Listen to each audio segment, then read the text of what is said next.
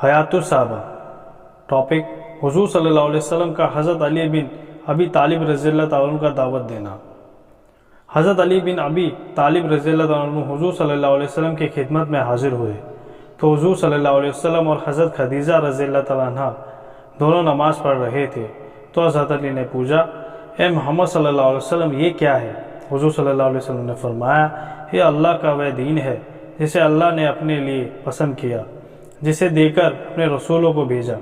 میں تم کو اللہ کی اور دعوت دیتا ہوں جو کہ اکیلا ہے، جس کا کوئی شریک نہیں، کہ تم اس کی عبادت کرو اور لات و عزا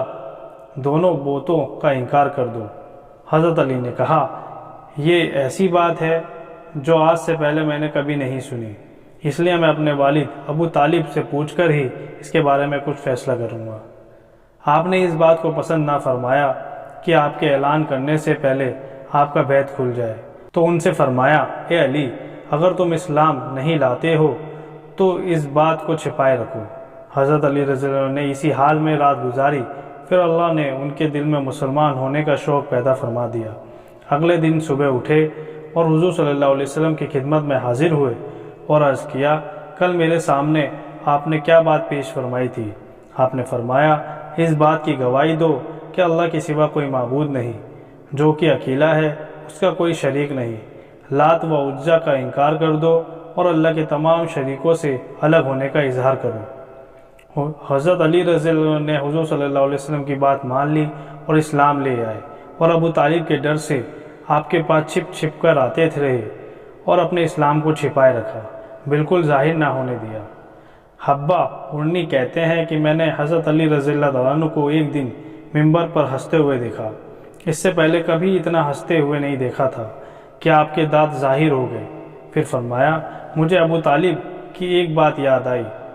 کہ ایک دن ابو طالب ہمارے پاس آئے اور میں نے بطن نخلہ میں حضور صلی اللہ علیہ وسلم کے ساتھ نماز پڑھ رہا تھا، تو انہوں نے کہا، اے میرے بھتیجے، تم دونوں کیا کر رہے ہو؟ حضور صلی اللہ علیہ وسلم نے ان کو اسلام کی دعوت دی تو انہوں نے کہا کہ تم دونوں جو کچھ بھی کر رہے ہو اس میں کوئی حرج نہیں، اور سجدہ کی اور اشارہ کرتے ہوئے کہا، لیکن یہ نہیں ہو سکتا کہ میرے سرین سجدے کی حالت میں میرے سے اوپر ہو جائے، یعنی میں سجدہ نہیں کر سکتا۔ یہ کہتے ہوئے حضرت علی رضی اللہ عنہ اپنے والد کی اس بات پر تعجب کرتے ہوئے ہنسے، پھر فرمایا، اے اللہ، میرے علم کے مطابق آپ کے نبی کریم صلی اللہ علیہ وسلم کے سوائے اس امت میں سے کسی بندے نے میرے سے پہلے آپ کی عبادت نہیں کی ہے۔ یہ بات 3 بار کہی اور فرمایا،